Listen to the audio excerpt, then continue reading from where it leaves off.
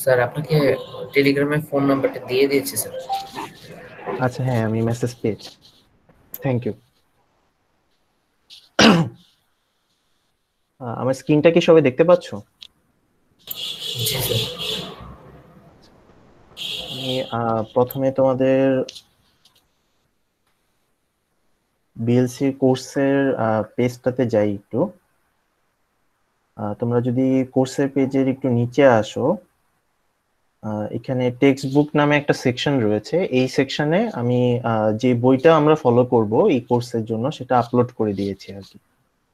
আমরা পিটার নরভিক আর স্টুয়ার্ট রাসেল ওনার একটা বই আছে আর্টিফিশিয়াল ইন্টেলিজেন্সের উপর।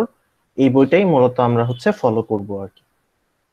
আর একটু নিচে যদি আসো, তোমাদের এখানে এফ সেকশনের জন্য একটা অ্যাটেন্ডেন্স ক্রিয়েট করা আছে। প্রতি ক্লাসে তোমরা এই অ্যাটেন্ডেন্সে ঢুকে তোমাদের অ্যাটেন্ডেন্সটা রেজিস্টার করবে আর কি। আমাদের ক্লাস ডিউরেশনে ফুল টাইম এটা ওপেন থাকবে আর কি। আজকে সেশনটা অলরেডি ক্রিয়েট করা আছে। তোমরা যদি আজকে সেশনে যাও, এখানে গিয়ে তোমার অ্যাটেন্ডেন্সটা রেজিস্টার করতে পারবে। যদি কারো অ্যাটেন্ডেন্স দিতে প্রবলেম ফেস করো, আমাকে টেলিগ্রাম গ্রুপে একটু লিখে দিও আর কি, যাদের অ্যাটেন্ডেন্সটা মিস হয়েছে। আমরা মূলত এখন উইক 1 এর থেকে শুরু করব আর কি। আজকের লেকচারটা মূলত হচ্ছে আর্টিফিশিয়াল ইন্টেলিজেন্সের ইন্ট্রোডাকশনটা তোমাদেরকে দেখাবো আর কি। আজকের লেকচারের যে স্লাইডটা, এটা আমরা উইক 1 এর রিসোর্স অফ লার্নিং এর ভিতরে আমি আপলোড করে দিয়েছি।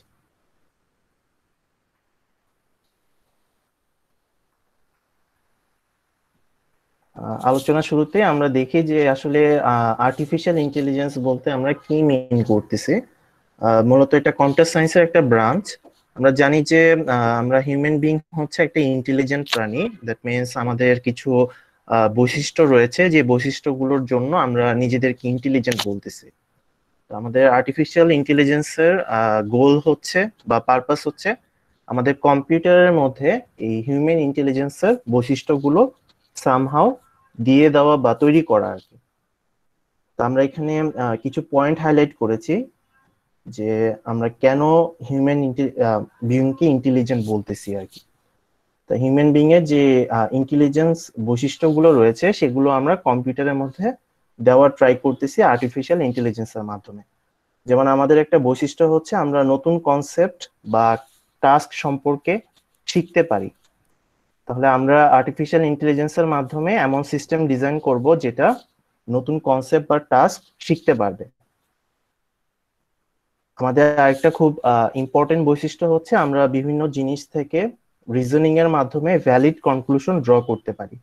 তাহলে আর্টিফিশিয়াল ইন্টেলিজেন্সের মাধ্যমে আমরা এমন সিস্টেম ডেভেলপ করব যেটা রিজনিং করতে পারবে এবং সেখান থেকে কনক্লুশন ড্র করতে পারবে। আমরা নিজেদের মধ্যে যে কমিউনিকেট করি, এই কমিউনিকেটের জন্য আমরা ন্যাচারাল ল্যাঙ্গুয়েজ ব্যবহার করি। যেমন আমরা যে বাংলা ভাষায় কথা বলি, বাংলা ভাষাটা হচ্ছে একটা ন্যাচারাল ল্যাঙ্গুয়েজের উদাহরণ। তাহলে আর্টিফিশিয়াল ইন্টেলিজেন্সের একটা পারপাস হবে যে কম্পিউটারকে এই ন্যাচারাল ল্যাঙ্গুয়েজ বুঝতে সক্ষম করা, এবং সে যাতে ন্যাচারাল ল্যাঙ্গুয়েজের মাধ্যমে রিপ্রেজেন্ট করতে পারে সেটা আমরা ট্রাই করব আর কি। এটা আমাদের 3 নাম্বার পয়েন্টে হাইলাইট করা হয়েছে। আর সব মিলিয়ে আমরা যদি বলি যে আমাদের হিউম্যান যে ধরনের ইন্টেলিজেন্ট বিহেভিয়ার শো করে, আমাদের সিস্টেমকে ওরকম কোনো একটা ইন্টেলিজেন্ট বিহেভিয়ার শো করতে আমরা চেষ্টা করব আর্টিফিশিয়াল ইন্টেলিজেন্সের মাধ্যমে। তো যেহেতু আমরা কৃত্রিম ভাবে ইন্টেলিজেন্সটা তৈরি করতেছি, এই কারণে এটাকে আর্টিফিশিয়াল ইন্টেলিজেন্স বলা হচ্ছে।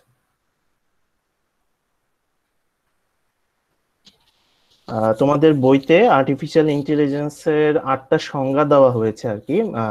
এই 8টা সংজ্ঞাকে আবার 4টা ক্যাটাগরিতে ভাগ করা হয়েছে। তো এখানে ওই ক্যাটাগরি 4টাকে হাইলাইট করা হয়েছে। এর মধ্যে প্রথম যে দুটো ক্যাটাগরি রয়েছে, এই দুটো ক্যাটাগরি হচ্ছে আমাদের থিঙ্কিং বা রিজনিং এর সাথে জড়িত।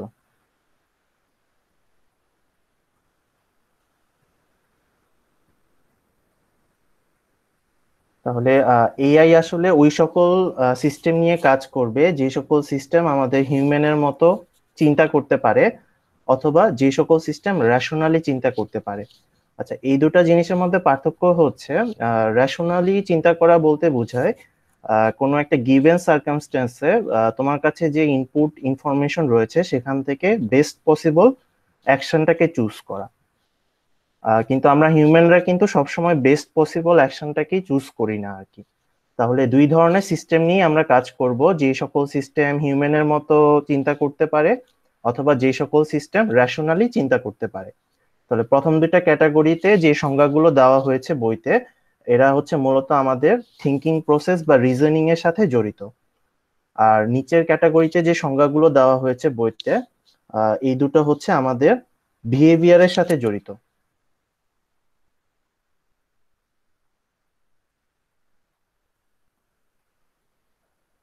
তাহলে আগের মতোই আমরা ওই সকল সিস্টেম নিয়ে কাজ করবো এআইতে যারা হিউম্যানের মতো বিহেভ করতে পারে অথবা রেশনালি বিহেভ করতে পারে।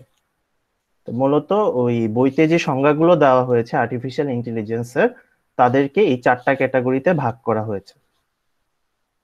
এটা কি ক্লিয়ার সবার? জি স্যার। এখানে আমাদের আর্টিফিশিয়াল ইন্টেলিজেন্সের কিছু মেজর ব্রাঞ্চ উল্লেখ করা হয়েছে। আর্টিফিশিয়াল ইন্টেলিজেন্সটা অনেক ভাস্ট একটা ফিল্ড, যার কারণে আমরা এটাকে হচ্ছে অনেকগুলো ব্রাঞ্চে ভাগ করেছি। এর মধ্যে কিছু ব্রাঞ্চ আমাদের কম্পিউটার সায়েন্সের খুবই গুরুত্বপূর্ণ ব্রাঞ্চ, এবং তোমরা মনে হয় অনেকেই এগুলোর সাথে পরিচিত। আমরা যে গেম খেলি আর কি, গেমের জন্য আমাদেরকে আর্টিফিশিয়াল ইন্টেলিজেন্স ব্যবহার করতে হয়। এছাড়া আমরা মেশিন লার্নিং ফিল্ডে আর্টিফিশিয়াল ইন্টেলিজেন্স ব্যবহার করি। আমি ন্যাচারাল ল্যাঙ্গুয়েজ প্রসেসিং এর কথা একটু আগেই বললাম। রোবোটিক্স এর ক্ষেত্রে এটা ব্যবহার করতে হয়। এছাড়াও আমাদের এক্সপার্ট সিস্টেম ডেভেলপমেন্টে আমরা আর্টিফিশিয়াল ইন্টেলিজেন্সকে ব্যবহার করি।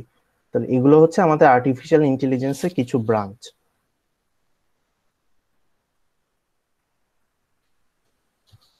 নেক্সট আসি যে আমাদের একটা টার্ম রয়েছে যেটাকে আমরা সাইবারনেটিক্স বলি আর কি।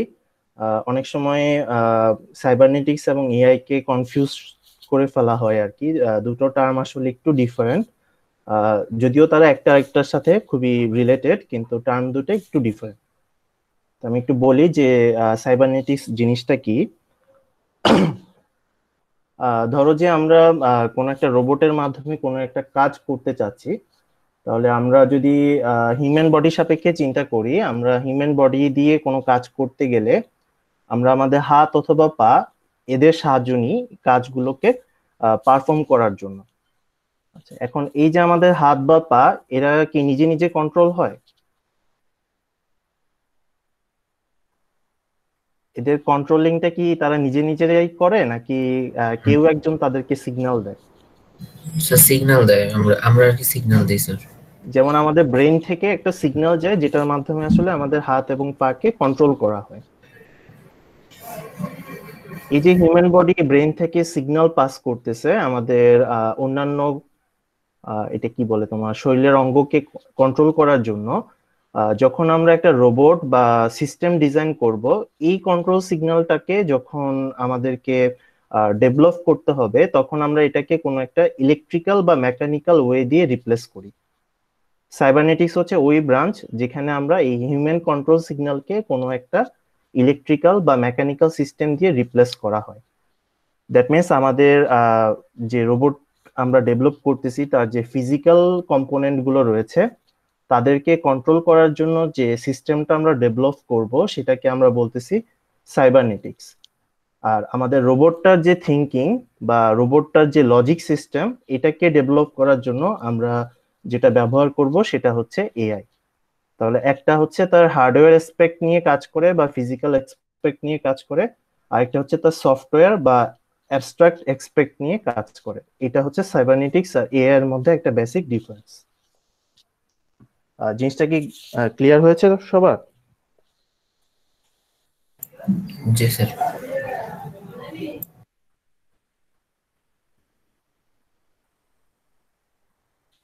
আচ্ছা, এখানে আমাদের এআই ফিল্ডের বর্তমান যুগের কিছু ব্যবহার দেখানো হয়েছে।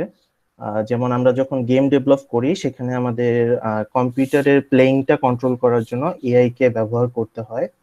আরেকটা খুব কমন অ্যাপ্লিকেশন হচ্ছে আমাদের ব্রেনের যে এমআরআই বা সিটি স্ক্যানের ইমেজ আছে সেখান থেকে আমরা ক্যান্সার ডিটেকশন করতে পারি। দ্যাট মিনস আমাদের মেডিকেল পারপাসে আমরা এআই কে ব্যবহার করি। সিমিলার ওয়েতে আমাদের তোমরা মনে হয় এই ধরনের অ্যাপ্লিকেশন দেখেছো যে গাছের পাতার ছবি দেখে আমরা গাছের কোনো রোগ হয়েছে কিনা সেটা শনাক্ত করা ট্রাই করি। বর্তমান যুগে হচ্ছে মেডিকেল সিস্টেমের জন্য বা মেডিকেল ডায়াগনোসিসের জন্য এআই কে অনেক বেশি ব্যবহার করা হচ্ছে। এছাড়া রোবোটিক্সে তো শুরু থেকেই আমাদের এআইটা জড়িত ছিল রোবটের থিঙ্কিংটাকে ডেভেলপ করার জন্য। এছাড়া আমাদের বিভিন্ন জিনিসের শিডিউলিং এবং প্ল্যানিং এর জন্য আমরা হচ্ছে এআইটাকে ব্যবহার করি। এখানে আমাদের বর্তমান যুগের কিছু ব্যবহার আর কি উল্লেখ করা হয়েছে যে এআই ফিল্ডটা আমরা কি কাজে ব্যবহার করি।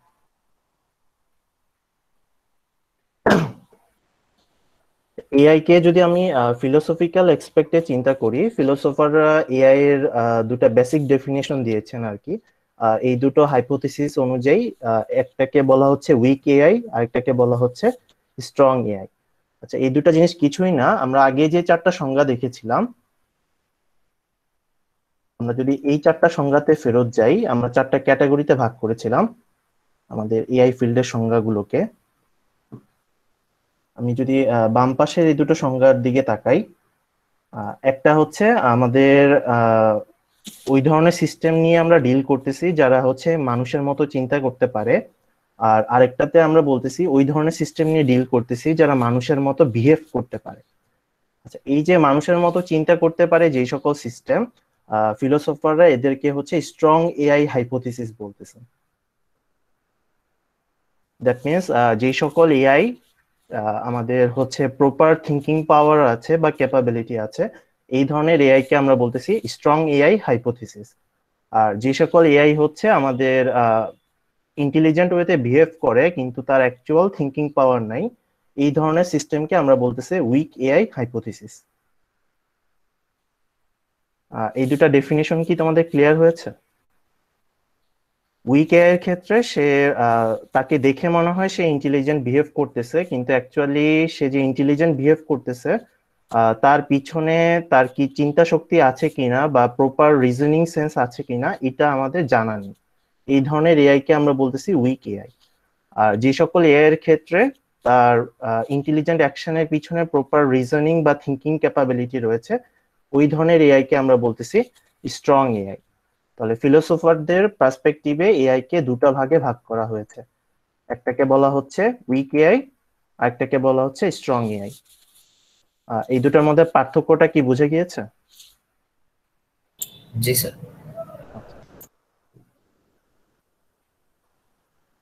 নেক্সট আসি যে আমাদের একটা এআই সিস্টেম আসলে কতটুকু ইফেক্টিভ বা সফল এটা মেজার করার জন্য বিজ্ঞানী অ্যালেন টিউরিং একটা টেস্ট প্রপোজ করেন। এই টেস্টটাকে তার নাম অনুযায়ী হচ্ছে টিউরিং টেস্ট বলা হয়।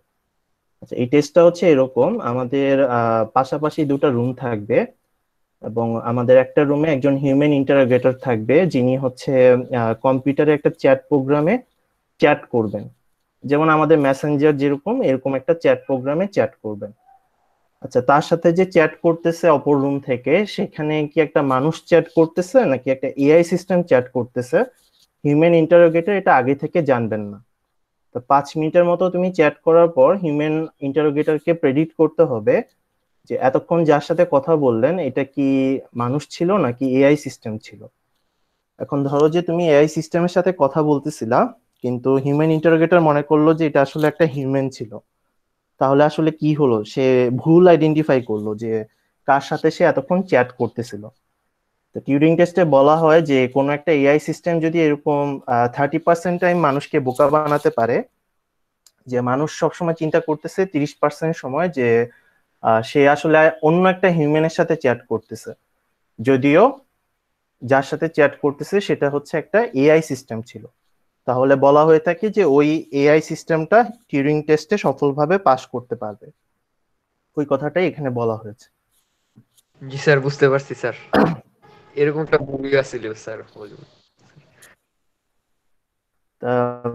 আচ্ছা, এখন আমাকে বলো যে একটু আগে তো আমরা দুটো ফিলোসফিক্যাল এক্সপেক্ট দেখলাম, একটা হচ্ছে স্ট্রং এআই হাইপোথিসিস আর একটা উইক এআই হাইপোথিসিস। তাহলে টিউরিং টেস্টটা আসলে কোন ধরনের এআই এর জন্য ব্যবহার করা হচ্ছে? Sir strong AI. অন্যদের কি মতামত?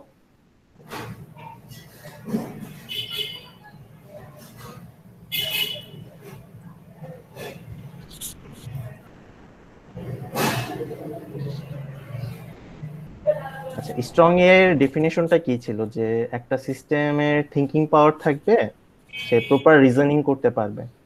আচ্ছা, এখানে যে আমরা টেস্ট করতেছি, এখানে কি আমরা জানি যে এআই সিস্টেমটা থিংকিং পাওয়ার আছে কিনা? আমরা আসলে কি চেক করতেছি? যে এআই সিস্টেমটা কি মানুষের মতো বিহেভ করতেছে কিনা, এটাই আমরা চেক করতেছি না? বেসিক্যালি আমরা হচ্ছে উইক এআই কে টেস্ট করতেছি টিউরিং টেস্টের মাধ্যমে আর কি। তাহলে যে সকল এআই সিস্টেম মানুষের মতো বিহেভ করে, ওই সকল এআই কে টেস্ট করার জন্য টিউরিং টেস্টটা ব্যবহার করা হচ্ছে। জি স্যার, বুঝতে পারছি। জিনিসটা কি ক্লিয়ার হয়েছে এখন? জি স্যার। টিউরিং টেস্টের কিছু বিষয় আছে, সেটা হচ্ছে টিউরিং টেস্টটা দিয়েই আসলে যে এআই কে এটা কি বলে এফিসিয়েন্সি মেজার করা যাবে এমন না। আমাদের যে রিসার্চার আছেন তারা আসলে টিউরিং টেস্টের থেকে প্র্যাকটিক্যাল টাস্কে একটা এআই সিস্টেম কতটুকু ভালো পারফর্ম করতেছে সেটাকে মেজারমেন্ট হিসেবে প্রিফার করেন আর কি। জিনিসটা হচ্ছে এরকম যে তুমি যে টাস্কের জন্য এআই সিস্টেমটাকে ডেভেলপ করেছো, সেই টাস্কের সাকসেস রেট বা তার এফিসিয়েন্সি কেমন, তার উপরে ভিত্তি করে আর কি তারা এআই সিস্টেমকে ক্যাটাগরাইজ করতে পছন্দ করেন আর কি। যেমন একটা এক্সাম্পল হতে পারে, তুমি মনে করো একটা সকার বোর্ড বানিয়েছো যেটা ফুটবল খেলে আর কি। তা এটা যদি 5টা শটে 5টা গোল দিতে পারে, এবং দেখা গেল যে আরেকটা সকার বোর্ড 10টা শটে 5টা গোল দিতে পারছে, তাহলে কোন সকার বোর্ডটা আসলে ভালো পারফর্ম করতেছে? প্রথম সকার বোর্ডটা, যেটা 5টাতে 5টা গোল দিতে পারতেছে। তাহলে তারা হচ্ছে প্র্যাকটিক্যাল টাস্কে আমাদের এআই সিস্টেমটা কেমন পারফর্ম করতেছে সেটাকে বেশি গুরুত্ব দিচ্ছেন এআই সিস্টেমের পারফরমেন্স মেজারমেন্টে। আর টিউরিং টেস্টটাকে খুব বেশি গুরুত্ব দেওয়া হয়নি। তারপরও যেহেতু এটা প্রথম টেস্ট ছিল যে একটা এআই সিস্টেম কতটুকু ভালো সেটাকে টেস্ট করার জন্য, এটা এখনো অনেক বেশি পপুলার আর কি টিউরিং টেস্টটা। ওই কথাগুলো এখানে বলা হয়েছে আর কি। আর টিউরিং টেস্টের বিষয়টা কি ক্লিয়ার হচ্ছে সবার? জি স্যার, মোটামুটি ক্লিয়ার হয়েছে স্যার। আজকে আমরা আরেকটা টপিক দেখবো আর কি। এটা টপিকটার নাম হচ্ছে লজিক প্রোগ্রামিং। এটা মূলত একটা ল্যাঙ্গুয়েজ আর কি, প্রোগ্রামিং ল্যাঙ্গুয়েজ। আমরা গতানুগতিক যে প্রোগ্রামিং ল্যাঙ্গুয়েজ গুলো ব্যবহার করি এটা থেকে এটা একটু ডিফারেন্ট ওয়েতে কাজ করে আর কি। মূলত লজিক প্রোগ্রামিংটা হচ্ছে আমাদের রিজনিং বা ডিডাকশনের জন্য আমরা ব্যবহার করে থাকি। তো লজিক প্রোগ্রামিংটা যেহেতু প্রোগ্রামিং ল্যাঙ্গুয়েজ, এখানে আমরা কিছু সেন্টেন্স বা স্টেটমেন্ট ব্যবহার করব ইনস্ট্রাকশন গুলো প্রোভাইড করার জন্য। তো এটার ক্ষেত্রে আমাদের স্টেটমেন্ট গুলোকে লজিক্যাল ফর্মে রিপ্রেজেন্ট করতে হয়। এটার সাথে আমাদের ডিসক্রিট ম্যাথমেটিক্স এর কনসেপ্ট গুলোর অনেক সামঞ্জস্য রয়েছে আর কি। তোমরা তোমার ডিসক্রিট করে এসেছো সবাই? জি স্যার। লজিক প্রোগ্রামিং এর উদ্দেশ্য হচ্ছে আমাদের এই সিস্টেমটাকে কোনো একটা কোয়েরি করা হলে সে হচ্ছে ওই কোয়েরিটার একটা অ্যান্সার প্রোভাইড করবে, এবং অবশ্যই এই অ্যান্সারটা প্রোভাইড করার জন্য সে হচ্ছে বিভিন্ন ধরনের ডিডাকশন করবে। আমরা যে ডিডাকশন সিস্টেমটা ব্যবহার করি এটাকে হচ্ছে ইনফারেন্স বলা হচ্ছে আর কি। ডিসক্রিটে ইনফারেন্স তোমাদের করানোর কথা আর কি। ইনফারেন্সের সাহায্য নিয়ে মূলত সে হচ্ছে লজিক্যালি ডিডাক্ট করবে যে কোয়েরিটা করা হয়েছে সেই কোয়েরিটা আসলে অ্যান্সারটা কি। লজিক প্রোগ্রামিং অনেক ধরনের আছে, এর মধ্যে প্রোলগ, এএসপি, ডাটালগ, এটা হচ্ছে কয়েকটা এক্সাম্পল লজিক প্রোগ্রামিং এর। তো আমি আজকে তোমাদের যে এক্সাম্পলটা দেখাবো এটা মূলত হচ্ছে প্রোলগের একটা এক্সাম্পল।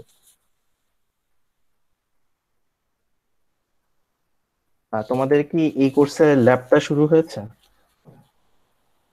না স্যার, আপনার ক্লাসের না পরে। স্যার। আচ্ছা, এটা ল্যাব কে নিচ্ছে? স্যার ল্যাব নিচ্ছে হলো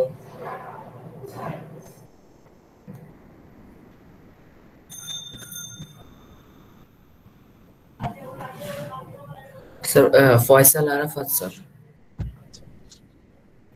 তোমাদের নর্মালি হচ্ছে ল্যাবে হয় পাইথন করানো হয়, না হলে প্রোলগ করানো হয় আর কি। যদি প্রোলগ করানো হয় তাহলে ল্যাবে তো অনেক ডিটেলস দেখবা আর কি, আর না হলে আজকে যেটা দেখাবো এটাই আর কি মোটামুটি একটা ইন্ট্রোডাকশন হিসেবে কাজ করবে আর কি তোমাদের। জি স্যার। তো প্রোলগের পুরো নামটা হচ্ছে প্রোগ্রামিং ইন লজিক, এটাকে আমরা সংক্ষেপে হচ্ছে প্রোলগ বলে থাকি। তো এই যে আমি বললাম যে এই ধরনের সিস্টেমে আমি যদি একটা কোয়েরি করি তাহলে এই সিস্টেমটা আমাকে ওই কোয়েরিটার একটা অ্যান্সার প্রোভাইড করে। এই অ্যান্সারটা প্রোভাইড করার জন্য তাকে কিছু ডাটার সাহায্য নিতে হয়, যেটাকে আমরা হচ্ছে নলেজ বেজও বলে থাকি।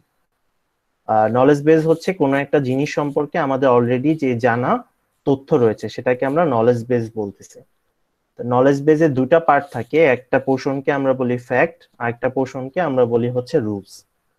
তাহলে শুরুতে আমি তোমাদেরকে বলি যে ফ্যাক্ট আসলে কি রিপ্রেজেন্ট করবে। যেমন স্লাইডে যদি শেষের দিকে তোমরা খেয়াল করো, এখানে আমাদের কিছু ফ্যাক্ট দেওয়া আছে। মূলত ফ্যাক্ট দুই ধরনের জিনিসকে রিপ্রেজেন্ট করে। একটা হচ্ছে কোনো অবজেক্ট বা পার্সন সম্পর্কে তার প্রপার্টি গুলো ইন্ডিকেট করা যায় ফ্যাক্টের মাধ্যমে। আরেকটা হচ্ছে একাধিক অবজেক্ট বা পার্সনের মধ্যে রিলেশনটা আমরা ফ্যাক্টের মাধ্যমে রিপ্রেজেন্ট করতে পারি। তাহলে প্রথমটার যদি আমি এক্সাম্পল বলি, ধরো তোমার কাছে একটা বল আছে, যে বলটার কালার হচ্ছে ব্লু। তাহলে এই ধরনের জিনিসকে আমরা ফ্যাক্ট হিসাবে রিপ্রেজেন্ট করার জন্য আমরা এইভাবে লিখতে পারি।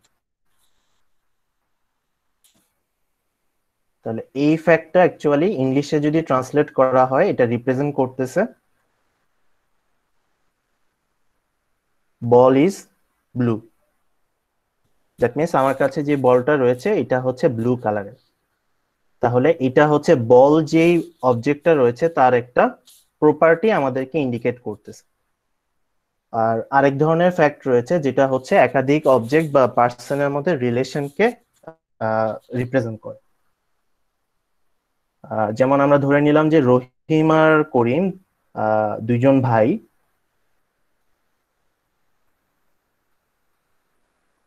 এদেরকে আমরা যদি ফ্যাক্ট আকারে রিপ্রেজেন্ট করি আমরা এটাকে লিখতে পারি এইভাবে। আমি একটু ভুল লিখেছি এখানে, রহিম আর করিমকে ছোট হাতের অক্ষরে রিপ্রেজেন্ট করতে হবে।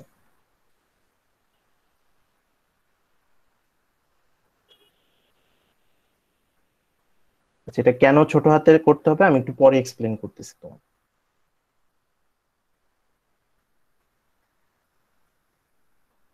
তাহলে আমাদের সেকেন্ড যে ফ্যাক্ট রয়েছে, এই ফ্যাক্টটা রিপ্রেজেন্ট করতেছে, আমরা যদি এটাকে ইংলিশে ট্রান্সলেট করি, রহিম ইজ ব্রাদার অফ করিম।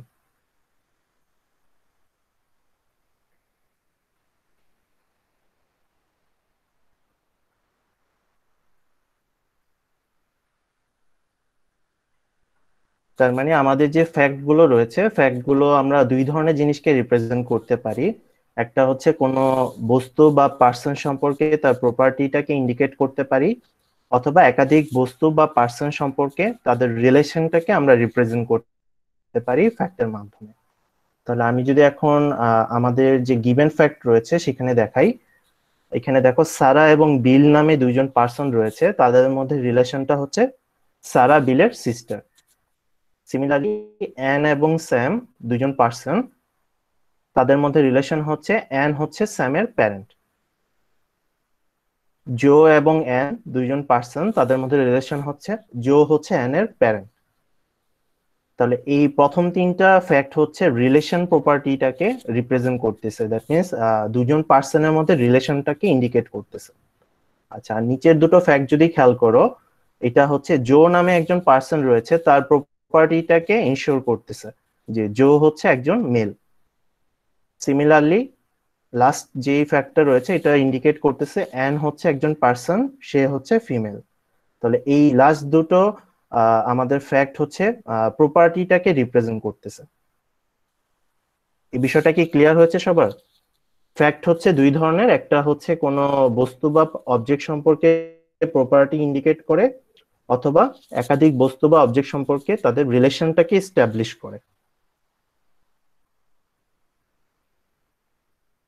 এটা কি সবাই বুঝতে পেরেছো?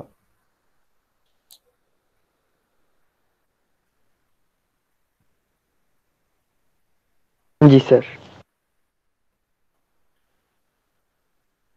এখন আসি যে এদেরকে ফ্যাক্ট কেন বলা হচ্ছে। কোনো কিছুকে আমরা ফ্যাক্ট কখন বলি?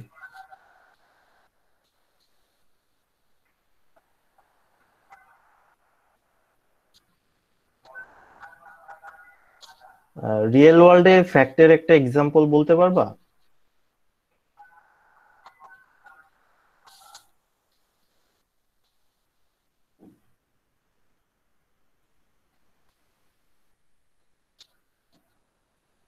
স্যার কিরকম স্যার ফ্যাক্ট স্যার? স্যার বুঝলাম না স্যার। মানে ফ্যাক্ট আসলে আমরা কাকে বলি আর কি। ও স্যার, এই যে এখানে যে উদাহরণ আছে এরকম স্যার? হ্যাঁ, এরকম একটা রিয়েল ওয়ার্ল্ডের ফ্যাক্টের এক্সাম্পল বলতে পারবা?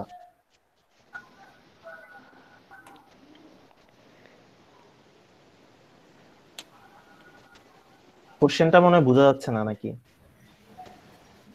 স্যার বুঝতে পারছি কিন্তু স্যার আচ্ছা, বুঝতেছি না স্যার। এই যে এখানে যে ফ্যাক্ট উদাহরণটা আছে বলতে স্যার। আসলে বোঝানো হচ্ছে যে জিনিসটা সবসময় সত্য বলে আমরা ধরে নিই আর কি। যেমন যদি রিয়েল ওয়ার্ল্ডের এক্সাম্পল বলি, যেটা আমরা ছোটবেলা থেকে জেনে এসেছি আর কি, সূর্য পূর্ব দিকে উদিত হয়, পশ্চিম দিকে অস্ত যায়।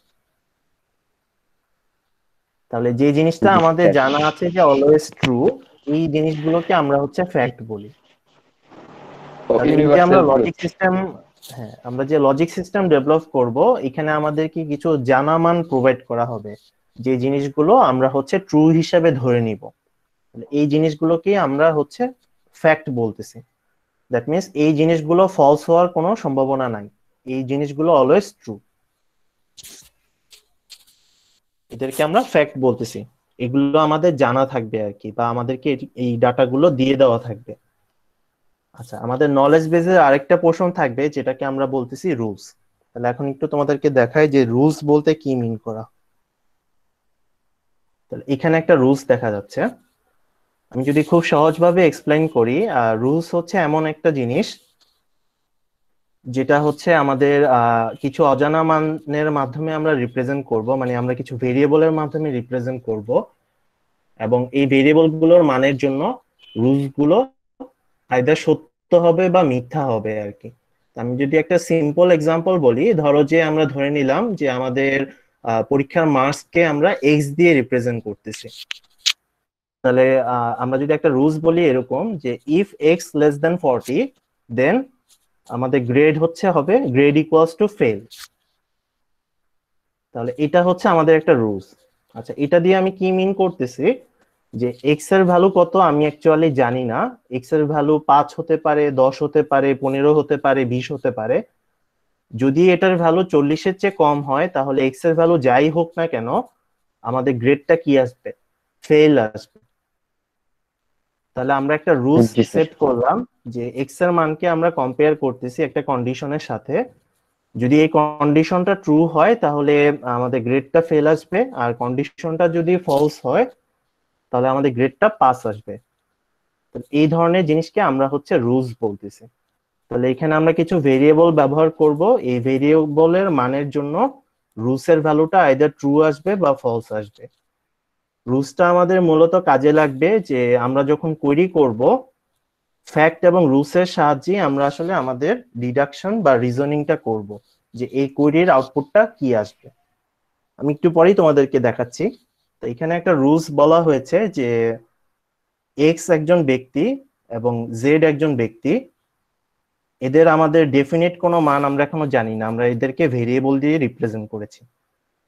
আমরা প্রোলগ ব্যবহার করতেছি লজিক প্রোগ্রামিং এর জন্য। প্রোলগের একটা বৈশিষ্ট্য হচ্ছে ক্যাপিটাল লেটারের কোনো কিছু দিয়ে আমরা হচ্ছে ভেরিয়েবলকে ডিক্লেয়ার করে থাকি।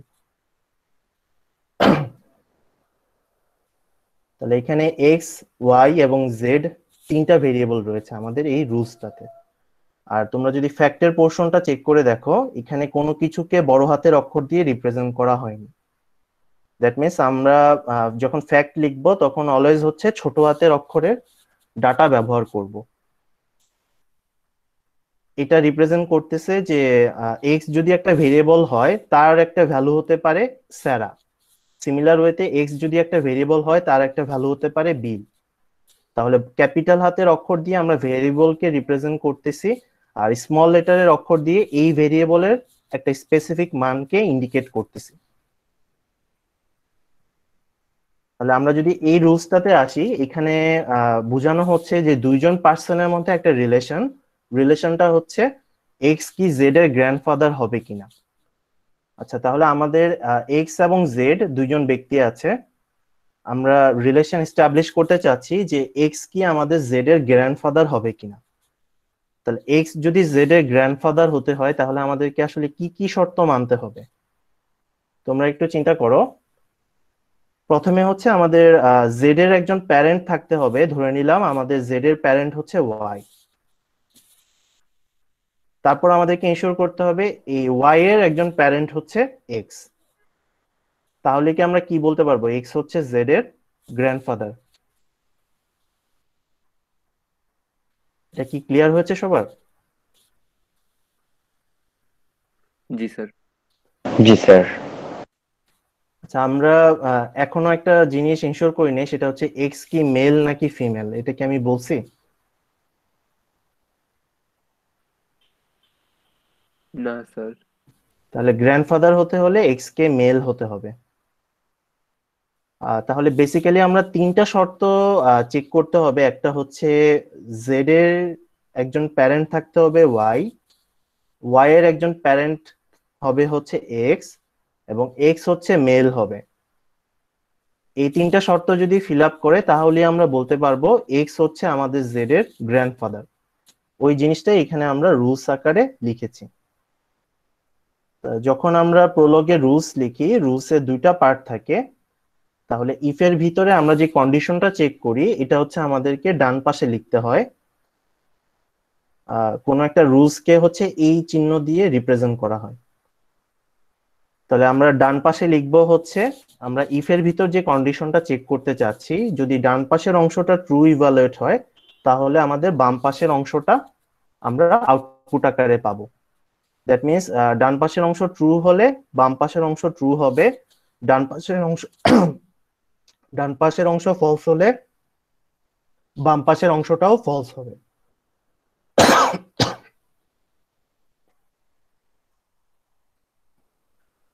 তাহলে একটু আগে যে রিলেশন গুলো দেখিয়েছিলাম, একটা রিলেশন ছিল যে ওয়াই এর প্যারেন্ট হতে হবে এক্স।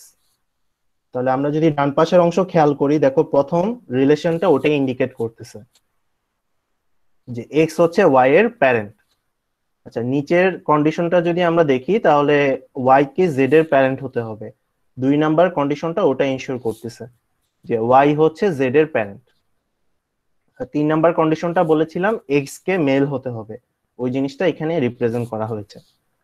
তাহলে এখানে তিনটা সেপারেট কন্ডিশন রয়েছে যাদেরকে আমরা চেক করব, এবং এই তিনটা কন্ডিশনকে আমরা হচ্ছে এন্ড এর মাধ্যমে যুক্ত করব। তাহলে এই তিনটা কন্ডিশন একসাথে সত্য হলেই আমরা বলতে পারবো এক্স হচ্ছে জেড এর গ্র্যান্ডফাদার। আচ্ছা, প্রোলগে কোনো কন্ডিশনকে এন্ড করার জন্য আমরা হচ্ছে কমা দিয়ে এদেরকে যুক্ত করি আর কি। যদি কমা ব্যবহার করে মাল্টিপল কন্ডিশন লেখা হয় তাহলে এটা রিপ্রেজেন্ট করে এই কন্ডিশনগুলোকে এন্ড করা হচ্ছে। তাহলে রুলসটা আমরা কিভাবে লিখলাম এটা কি সবার ক্লিয়ার? জি স্যার। আচ্ছা, এখন ধরো যে আমি আমাদের এই প্রোলগ সিস্টেমটাকে একটা কুইরি করতে চাচ্ছি, যে আমার কুইরিটা হচ্ছে এরকম।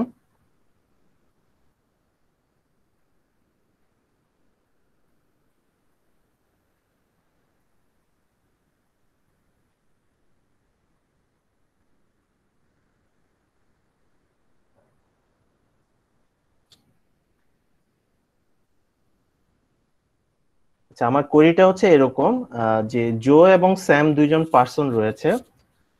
জো কি স্যামের গ্র্যান্ডফাদার কিনা এই জিনিসটা আমি তাকে আস্ক করেছি। তাহলে আমরা যদি এই দুটো ভ্যালুকে আমাদের রুলসে বসাই, এখানে এক্স হিসাবে আমরা সেট করেছি জো, আর জেড হিসাবে আমরা সেট করেছি স্যাম।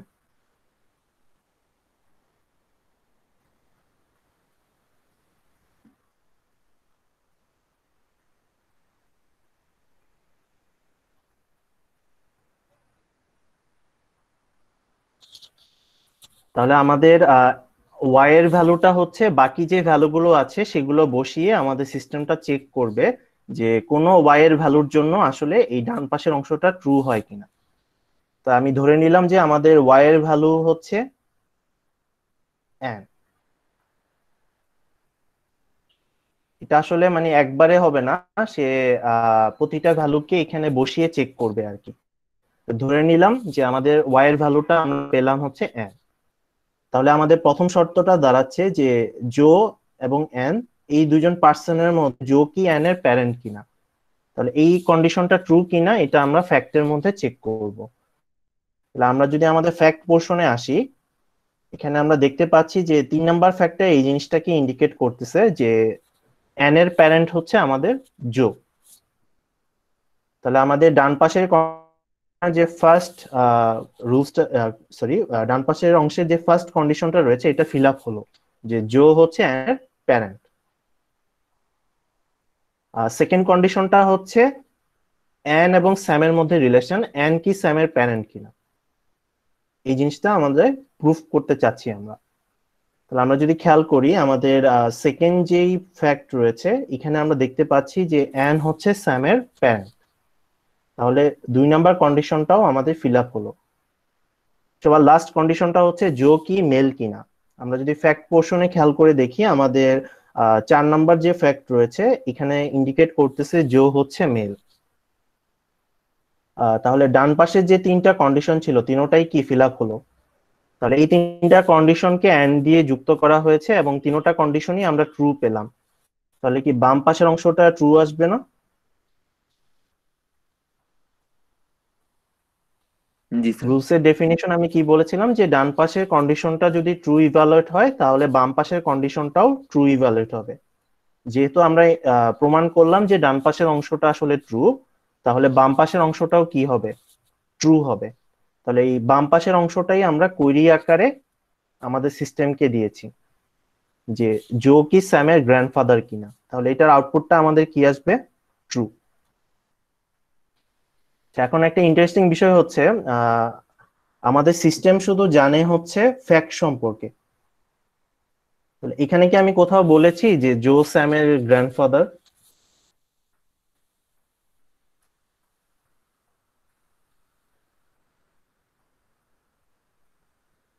এখানে কি আমি এক্সপ্লিসিটলি ডিক্লেয়ার করে দিছি যে জো হচ্ছে স্যামের গ্র্যান্ডফাদার? না স্যার।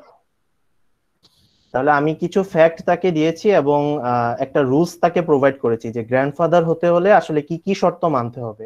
তাহলে এই দুটো জিনিস থেকে সে একটা নতুন নলেজ গ্যাদার করলো যে আমার ফ্যাক্টের যে রিলেশন গুলো দেওয়া আছে সেখান থেকে আমি ডিসিশন নিতে পারি যে জো হচ্ছে স্যামের গ্র্যান্ডফাদার। তাহলে এই নলেজটা তাকে আমি ডিরেক্টলি ডিক্লেয়ার করে দিইনি, কিন্তু তার রুলস এবং ফ্যাক্টকে কাজে লাগিয়ে সে এটাকে রিজনিং বা ডিডাকশনের মাধ্যমে অ্যান্সারটা তৈরি করতে পেরেছে। তাহলে আমরা বলতে পারি যে আমাদের সিস্টেমটা একটা নতুন নলেজ গেইন করলো। এটাই হচ্ছে আমাদের লজিক প্রোগ্রামিং এর একটা পারপাস আর কি, যে আমাদের এক্সিস্টিং নলেজকে কাজে লাগিয়ে আমরা নতুন কোনো একটা নলেজকে গ্যাদার করা ট্রাই করি আমাদের লজিক প্রোগ্রামিং এর মাধ্যমে। আচ্ছা, আমি একটা কুড়ি দেখালাম যেখানে হচ্ছে আমরা এক্সাক্ট ভ্যালু ব্যবহার করেছি, যেমন হচ্ছে জো এবং স্যাম বলে দিয়েছি।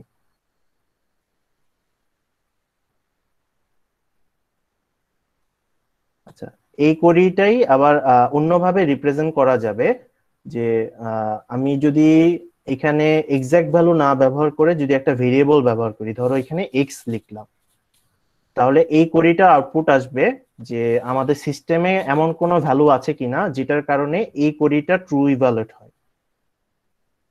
তাহলে আমরা একটু আগেই দেখলাম যে স্যামের জন্য আমাদের ভ্যালুটা ট্রু ইভালুয়েট হবে এই কোয়েরিটার ভ্যালু। তাহলে এই ক্ষেত্রে আমরা এক্স এর আউটপুট পাবো স্যাম। তাহলে আমরা যদি আমাদের কোয়েরিতে ভেরিয়েবল ব্যবহার করি তাহলে কোয়েরির আউটপুট আসবে ওই ভেরিয়েবলের পসিবল মান কি সেটা। আর আমরা যদি সরাসরি মান দিয়ে দিই আমাদের কোয়েরিতে তাহলে কোয়েরিটার আউটপুট আসবে আইদার ট্রু অথবা ফলস। কথাটা কি বুঝতে পেরেছো?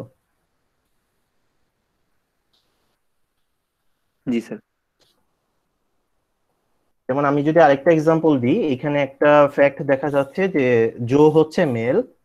আমি ধরো যে আরেকটা ফ্যাক্ট অ্যাড করেছি এখানে, বিলও হচ্ছে মেল। তাহলে আমরা যদি এই সিস্টেমটাকে কোয়েরি করি এভাবে যে মেল ব্র্যাকেটে দিলাম এক্স, তাহলে এই সিস্টেমে কোয়েরিটার আউটপুট আসবে এক্স সমান হচ্ছে জো, এক্স সমান হচ্ছে বিল। তাহলে আমরা দুই ধরনের কোয়েরি করতে পারি, একটা হচ্ছে একটা স্টেটমেন্ট দিয়ে বলতে পারি এই স্টেটমেন্টটা কি ট্রু বা ফলস কিনা, অথবা আমরা একটা ভেরিয়েবল ব্যবহার করে জানতে চেতে পারি যে এই ভেরিয়েবলের পসিবল মান কি হতে পারে আমাদের নলেজ বেজের সাপেক্ষে।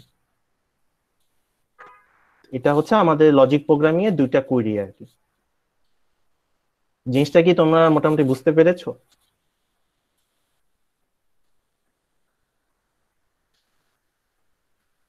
जी सर। আমাদের মোটামুটি থিওরিতে আমরা এতটুকুই আলোচনা করব আর কি লজিক প্রোগ্রামিং সম্পর্কে আর কি। যদি তোমাদের ল্যাবে দেখানো হয় তাহলে হয়তোবা তোমরা আরেকটু বিস্তারিত দেখবা আর কি। মোটামুটি আজকের আলোচনা এতটুকুই আর কি। তা আমি আজকে মূলত তোমাদের এআই সম্পর্কে একটু ধারণা দেওয়ার ট্রাই করেছি আর কি। নেক্সট লেকচারে আমরা একটা এজেন্ট সম্পর্কে দেখবো আর কি, যে যদি আমরা ইন্টেলিজেন্ট কোনো একটা এজেন্টকে ডিজাইন করতে চাই তাহলে আমরা আসলে সেটা কিভাবে করতে পারি। এটা হচ্ছে আমাদের নেক্সট লেকচার আর কি। আজকের যে লেকচার এটা সম্পর্কে কি কারো কোনো কোশ্চেন আছে?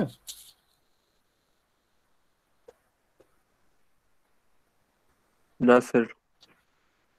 যারা পরে জয়েন করেছো তাদেরকে একটু বলে দিই, আমাদের বিএসসির যে কোর্স পেজটা রয়েছে তার শুরুর দিকে একদম নিচে হচ্ছে আমি তোমাদের টেক্সট বইটা আপলোড করে দিয়েছি। আর আরেকটু নিচে গেলে তোমাদের অ্যাটেন্ডেন্সটা এখানে ক্রিয়েট করা আছে সেশন। যারা পরে জয়েন করেছে BLC তে সেশনে ঢুকে একটু অ্যাটেন্ডেন্সটা দিয়ে দিতে হবে। আর আজকের যে লেকচারটা সেটা হচ্ছে উইক 1 এর রিসোর্স অফ লার্নিং এর ভিতরে স্লাইডটা আপলোড করে দেওয়া আছে। আর ভিডিওটা আমি তোমাদের এই লেকচার 1 এর আন্ডারে দিয়ে দিব। আচ্ছা স্যার। Okay sir. তাহলে আজকে ক্লাসে কি আর কারো কোনো কোশ্চেন আছে? ना सर। আচ্ছা, তাহলে আজকের ক্লাসটা এতটুকুই আর কি। ইনশাআল্লাহ নেক্সট উইকে আবার তোমাদের সাথে আর কি দেখা হবে আর কি। আমরা নেক্সট উইকে হচ্ছে ইন্টেলিজেন্ট এজেন্ট সম্পর্কে দেখবো। ইনশাআল্লাহ স্যার।